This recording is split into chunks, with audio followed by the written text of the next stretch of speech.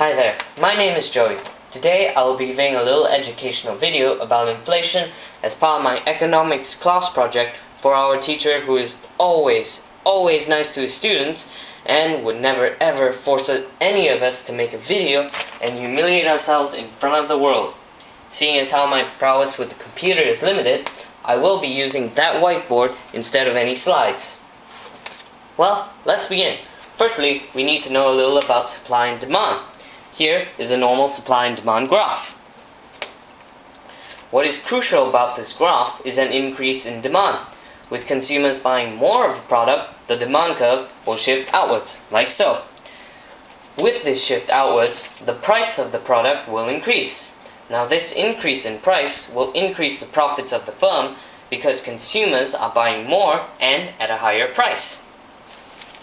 Subsequently, some of this profit will be used to expand the firm. With expansion comes employment and increase in wages.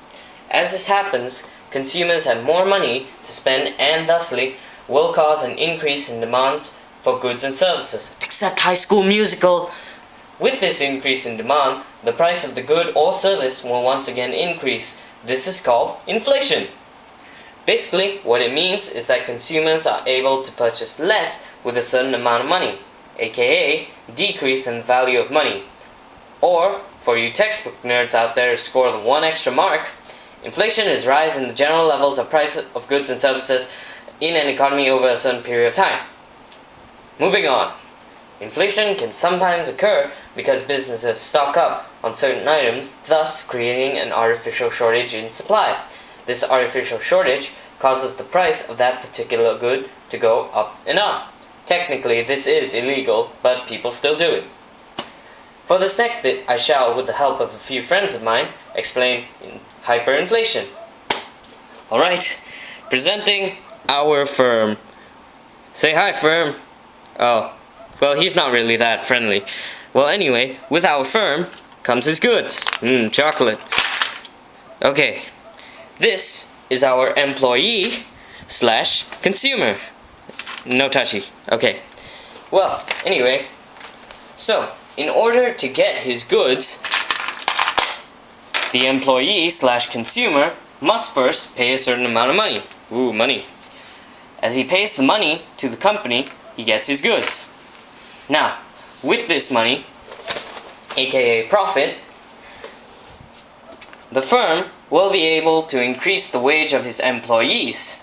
Now, if he gives his employees more money, like so, the employee will be able to buy more food or any other service he desires. So, as he pays more, he will get more. So, this will cause normal inflation. The cycle will continue to repeat itself up to a certain point. At this point, there will be economic recession. I'm not going to talk about that because it's very depressing. Alright, now for hyperinflation.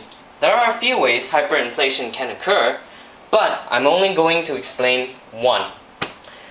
This is the most recent case that has occurred in Zimbabwe. When Zimbabwe came under new rule, only about 6% of its people were employed. To compensate for this, they began printing more notes to give to people. However, they did not realize that this would cause the real value of their currency to drop. With this drop in value, firms and businesses are forced to increase the price in order to get the real value of their goods and services. So to compensate, the government prints even more money. That's not really very smart, considering that would only make things worse.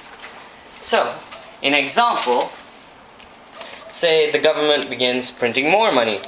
So, the value of the money will go down.